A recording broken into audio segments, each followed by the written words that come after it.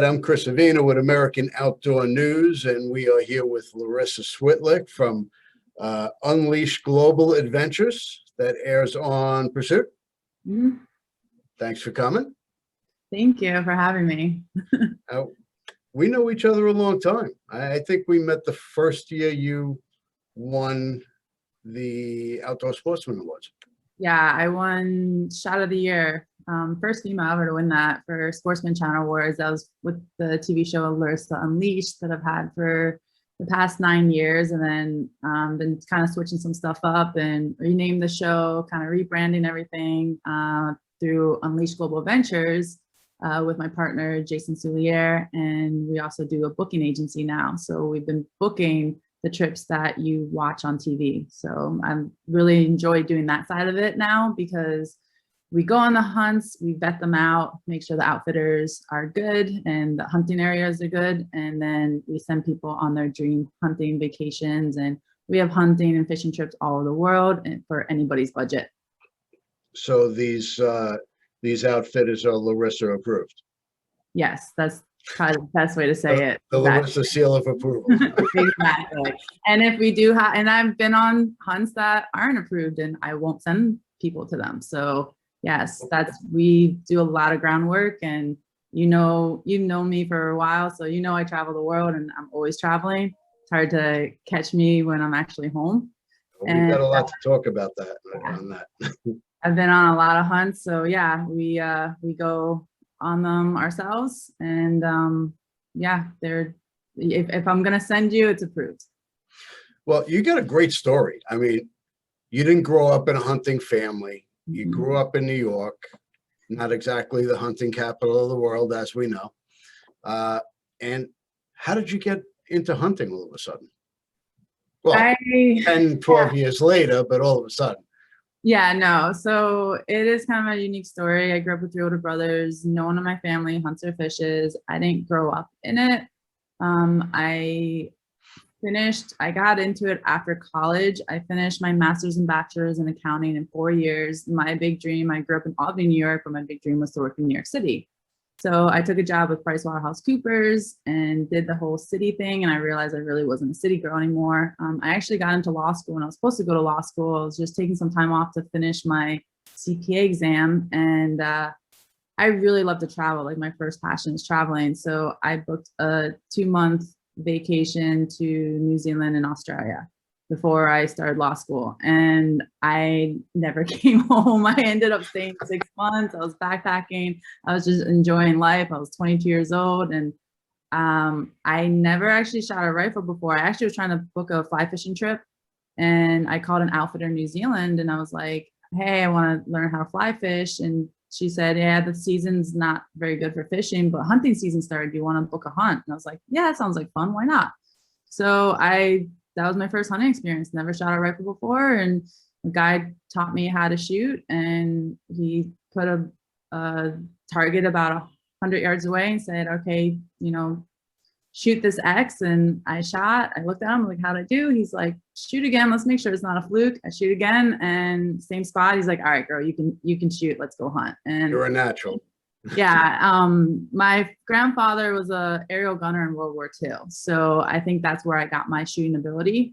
And when I still remember just taking that first big game animal, just everything went into slow motion. I watched the animal fall in my scope, and it was just born in me. Like, I'm like, wow, this is my passion. I came home to show my family, hey, this is my new passion. I really enjoy hunting, and they didn't understand it. They said it was wrong for me to kill animals, and I just was really confused. I didn't know what to do, because everyone, my family and friends, told me that hunting was wrong and I shouldn't be doing it. And here I'm conflicted because I didn't understand. I'm like, well, yeah, but you eat meat. And my brother would be like, yeah, well, I get my meat at the grocery store. I'm like, do you not get where that comes from? Like, it was just this disconnect. So yep. I'm like, if I can teach my family and to understand hunting and the facts behind it and the conservation behind it, then I can teach a lot more people. And that's when I went to SHOT Show and I found the hunting industry, and it was just this whole big world. And that's how I ended up starting a TV show from that. that was a tale in itself. You didn't actually get an invite or get tickets or anything to SHOT Show. You just kind of snuck in like you were sliding in backstage to a concert. Yeah, pretty much. I called one of my girlfriends. I was like, hey, you want to go to Vegas? There's this gun show I want to go to. And she's like, sure, that sounds fun. I'll go to Vegas. And yeah, I didn't have tickets to SHOT Show. We walked in with the crowd and we actually snuck into the Golden Moose Awards for Outdoor Channel. And I just remember watching people win awards for outdoor TV. And I'm sitting there and I'm like, there's people that actually want to watch hunting. And then you can make a TV show and win an award. Like, it just blew my mind. So I remember sitting there watching that and I said, okay, I'm going to give myself 5 years. I want to be on that stage, win an award for my own TV show. And that's exactly what I did. 5 years later is when I won that award for my own TV show. I self-produced it. I own my own production company. I worked very, very hard. I didn't get handed any of this. And at the same time, I didn't have any support from my family at first. It took a few years for them to finally support me. And when I did finally get my show on TV, I premiered on NBC Sports back when they aired hunting. And I remember. Then my family was really proud of me because they're like, wow, you actually did what you said you were going to do. And now we understand why you hunt. Like, I had them watching the show, I had them eating the meat, and now it just made sense. Like, it was just an education. And I was hoping to bring that education to the general population to turn more people onto hunting and at least understand the facts and the conservation behind it. So that was kind of, I used my TV show as a vehicle for that. Mm-hmm. Well, being a woman in the outdoor industry is not an easy task. We all know that. You're under constant pressure, and not just from the general public. There's constant attacks from antis and whatnot. How do you handle that? I mean, of course, it's a lot when I have so many death threats in my inbox at times, and I'm scared that my pages are going to get shut down, which I know a lot of other females that their pages have been shut down. Yep.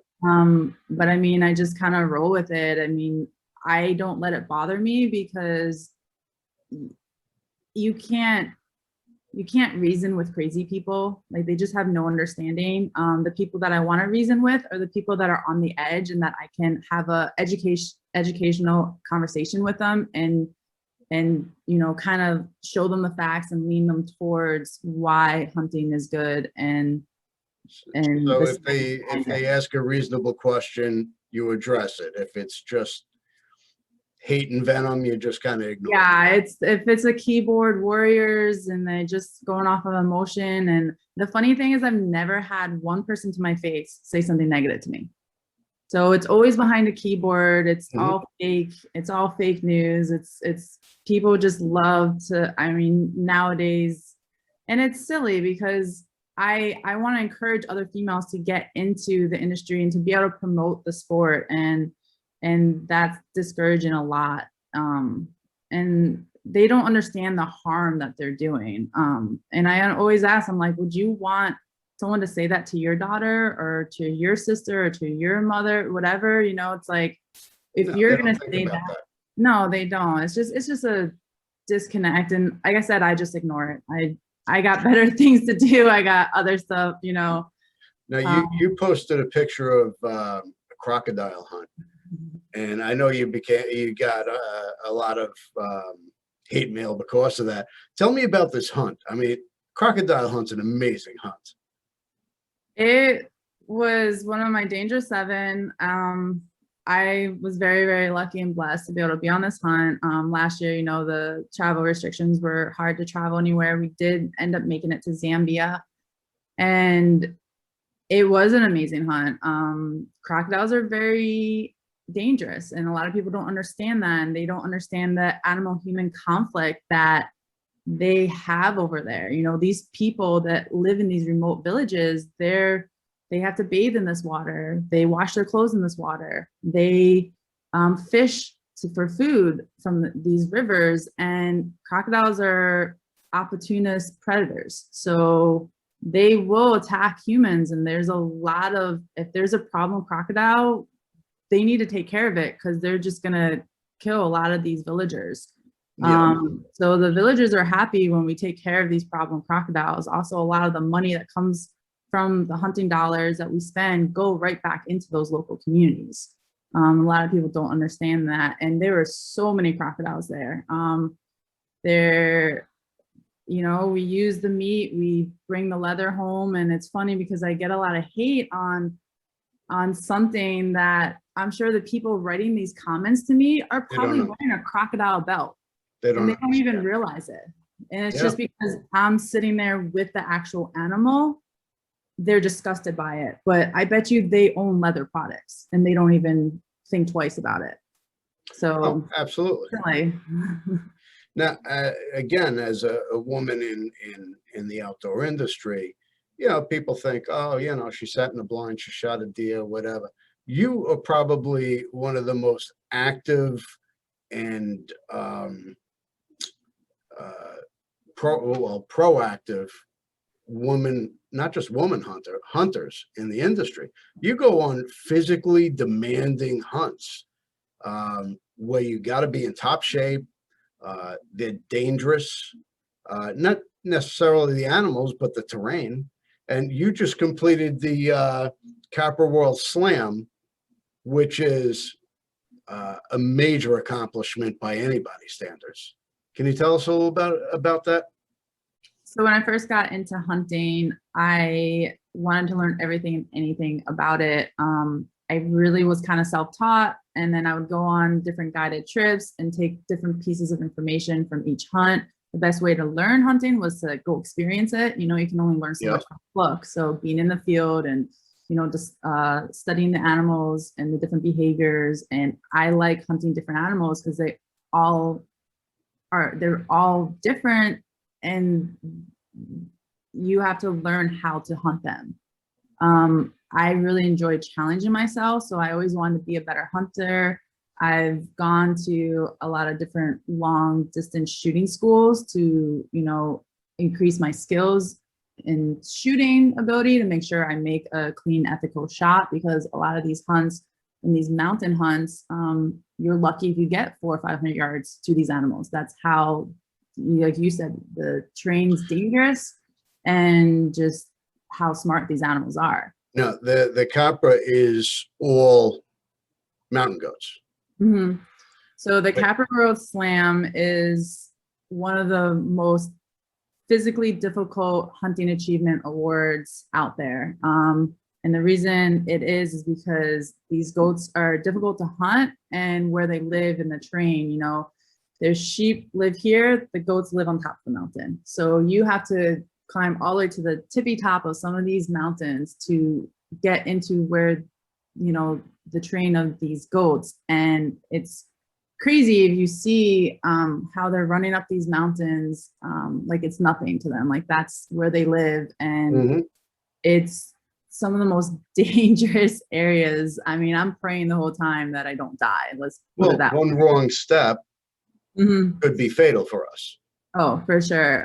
So, and I think really why I started going after that was more to challenge myself as a hunter and my ability. And I'm young now, so I'm in shape to be able to climb these mountains. So now's the time to hunt these goats. And I just really enjoy pushing myself. And it's just been, it just kind of turned into like a accomplishment I want to do for myself. I'm very proud of myself of where I've come from a hunter and just what I've learned. And I'm actually, if I would have completed my, so the Capra World Slam is completing 12 species. I would have completed my 20 milestone this past year if I could get to Europe. So I'm hoping Europe opens up so I can complete the next milestone of these goats. Well, these aren't, you know, just in one place. You've done it over a period of time all over the world.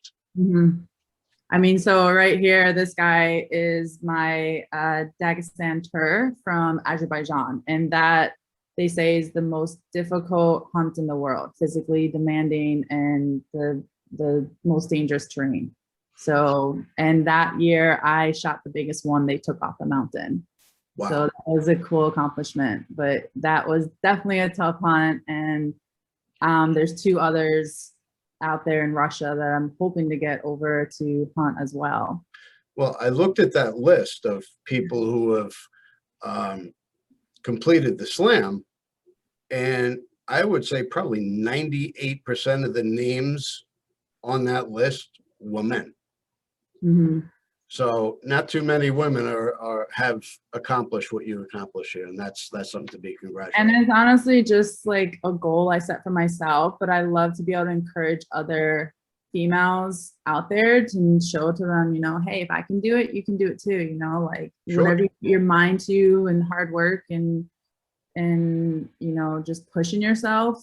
I love getting the positive messages in my inbox of, hey, because of you, my wife or my daughter wants to hunt and wants me to buy her hunting clothes, and thank you, you're such an inspiration. And I love those messages, and that's what keeps me going. Now, you've traveled all over the world through hunting and pleasure and whatnot. What is the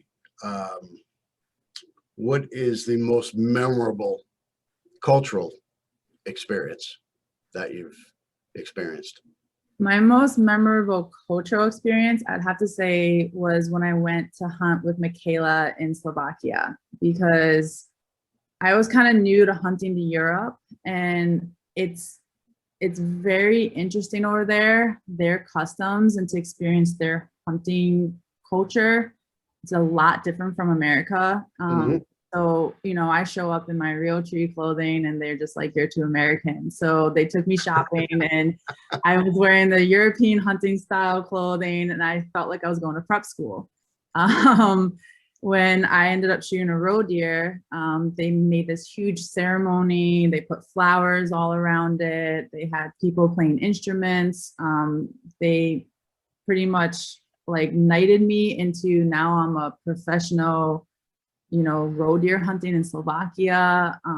It was just this huge cultural experience, and the respect for the animal that they give, because they're like, okay, now this is our food. And they wanted to, give respect to the animal. They honor the life of the animal. Exactly. So it was really, really special to see and to experience. And I love hunting Europe because each European country has their own culture and their own customs when it comes to hunting.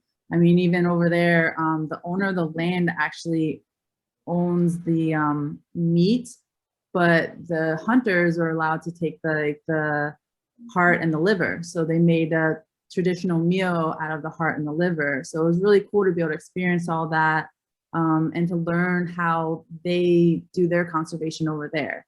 And the funny thing about it was over in Europe, when I went, this was probably like 6 years ago, they weren't used to females hunting. I think now a lot more Europeans, like the females, are starting to promote the hunting. Females would hunt, but they wouldn't promote it publicly. Yeah. They just kind of would just go and hunt.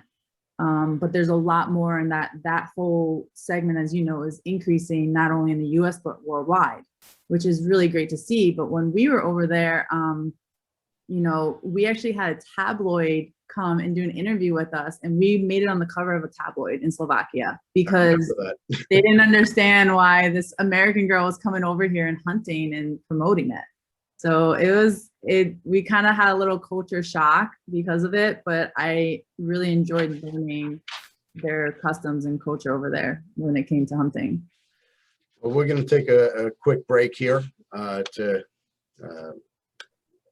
mention some of our sponsors, but we'll be back in a minute. Underwood Ammo, always a standard of excellence. Great ammo. Check them out, underwoodammo.com. Scoped Industries, Phone Scope, Pyro Putty, always coming out with great products. You can check them out at scopeindustries.com. And Hunt of a Lifetime. You're going to hear from them right now.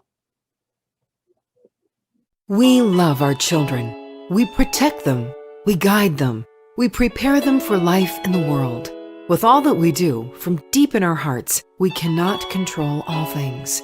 Life-threatening illnesses and disabilities affect far too many of our children each year. While we cannot change the circumstance, we can make dreams come true. Dreams to provide hope, to provide spiritual healing and strength, to provide moments of happiness and relief in the hardest of times. We can give a glimmer of light and hope in a time of darkness and despair. Join huntofalifetime.org to help make dreams come true, to provide hope for children with life-threatening illnesses and disabilities. Hunt of a Lifetime is a nonprofit organization fulfilling dreams for hunting and fishing trips to youth 21 and under with life-threatening illnesses and disabilities. Visit huntofalifetime.org to learn how you can make a difference. Okay, and we're back. Now, getting back into dangerous game, you took a hippo. Mm-hmm. That thing was massive. What kind of hunt was that? I'm not gonna lie, I am nervous hunting the dangerous game. That was my first animal this past safari in Zambia, and it was in the water, but I know how dangerous they are. They kill almost 3,000 people a year. They're one of the most dangerous animals in Africa, and it was nerve-wracking. I was luckily like up on top of a bank and they were down in the water. So, and I asked, I was like, can they run up this hill? Cause I was shaking because they can be, and you don't realize it, but they are very fast. I've seen them run on land and water. Like, it's crazy. Things can change very quickly. They're very territorial. So, and they're very protective. And that's why a lot of people, especially if you get in between a mother and a baby, they will charge you, they will kill you. A lot of villagers get killed by them. And the area I was in, it was actually overpopulated. So they need to thin out the hippos. It was amazing to see these villagers or locals in these remote areas would plant crops, and they would have someone sleeping there at night to protect the crops, because the hippos will come out of the water at night and feed on them and destroy their whole harvest for the year. Sure. So they were very happy. It was really cool when I took the shot, and which was difficult because you have to wait until the hippo, turns its head a certain way. You got to make a brain shot and try to kill it, because if you don't, one, it's dangerous, and two, they can sink underwater and they'll run underwater and you'll lose them. So you want to make sure that first shot counts and it kills it. You don't want to have to jump in after it. Yeah. and not when there's a whole pod of hippos. Yeah. Some really, really cool footage, and I'm excited to show it on our TV show, because it was really exciting, and I was so happy when everything was safe, and I didn't get hurt. But what was really special about that hunt was when they heard my shot go off, like all of a sudden, like the whole village came out to help, and all the guys came out and they were cutting it up. I mean, we had to get a tractor to, pick up the meat and stuff. And we shared the meat with the locals, and they were just so happy, because that was, maybe some of the only meat they got this year, because due to COVID, there weren't a lot of hunters. Yeah. And a lot of people don't realize how much these remote communities rely on hunters for food and for money. The big part of our trophy fees go to the local communities, and that's why they protect these animals, and they're happy to have hunters, because they're getting paid and being able to build infrastructure and houses and have food come to them. So they were very, very excited, and it was just a really cool experience to be able to see that and to help with that community out there. So they literally butcher it on the spot, and by the time they're finished, there's really nothing left. Oh yeah, we did a time lapse of it. It was amazing. I mean, we were just watching them, and I mean, axes, and it's a big animal, but they were just so happy to have the meat, and yeah, they use every part of that animal. Was that the most dangerous hunt you've been on? The most dangerous I'd say was my Cape Buffalo hunt, because that was my first dangerous game experience. And I don't know what it was. I mean, people that have hunted them or understand what the Cape Buffalo is, you know, the Black Death, they call it, I think, in Africa. And just the look on their face, it's like they look at you with bad intentions. Blow the money, right? Like that's the saying going on, and it's true. Like and they will charge. They are territorial as well. All I know in my head, I was like, make that first shot count, because if you wound it, that's when they will turn on you and they will charge. And I just had in my head, for some reason, because this was my first like dangerous game experience, you know, I had a 375, a big gun, and I just in my head, I was saying like, oh my God, there's going to be headlines that this American girl got killed by this Cape Buffalo. This TV girl from America came over, and I don't know what it was, but it was such an incredible hunt, and I made a perfect shot, and I didn't have to worry about it charging or anything. It went down. Yeah, I don't know, for some reason, and any of those dangerous games, I mean, I am scared, truthfully, because you don't know, they're wild animals, and you just never know. Unfortunately, we had one of our really good friends this past December got killed by an elephant in Africa, one of our really good PHs, and he has a really young family. And I know a lot of the Safari Club, Dallas Safari Club, a lot of people raised money for his family over there. Yep. And it's just, when we were there, we had elephants mock charging us. Like it's scary. Yep. I mean, it is a dangerous game. That's why they call them a dangerous game animal. And I do get nervous. If you're not nervous, and there's something wrong with you. Like, if you say you're not nervous, you're a liar. Yeah, exactly. I've had rhino do false charge, and you know, it's scary. It's a scary feeling. But it's a great hunt. It's a great challenge, and you know, that's why I practice. That's why, you know, I'm at the range and making sure I can make those quick shots and have backup. You know, the PHs all have rifles too, but it's definitely a scary situation. But I mean, I'm excited, because I'm hoping, you know, to go back to Africa maybe in a few months, and I actually want to dart a rhino, so we'll see how that goes. That's exciting, really is. Now you have a booking agency. Unleash Global Adventures, same name as your TV show. Tell us a little bit about your booking agency. If somebody's looking to go to Africa or anywhere in the world, you've been there. Yeah, so what happened was, I've had the TV show Larysa Unleashed for so long, and then I met Jason Soulier about 3 years ago, and we teamed up because he had a booking agency with his father for the past 30 years. So he's been doing that, and I've been doing the TV. So we decided to join forces and, you know, start a new TV show about our own hunts and about the booking agency. And it's just, when people are spending that much money on a hunt, you want to make sure that they're going to a good area. I mean, yeah, you can go and do your own research and go online and find places, but there's also a lot of scams out there, unfortunately, or they're just not good areas to hunt. And that's why we spend a lot of time ourselves on the ground to go investigate, you know, these hunting outfitters and just even the areas. And we keep up to date on, you know, what the animals are doing, the different migrations and different diseases, and how it's impacting all the different hunting locations. So we put in the research, we put in the time, so that you will have a wonderful experience. You know, we have a lot of references. All of our clients are very, very happy.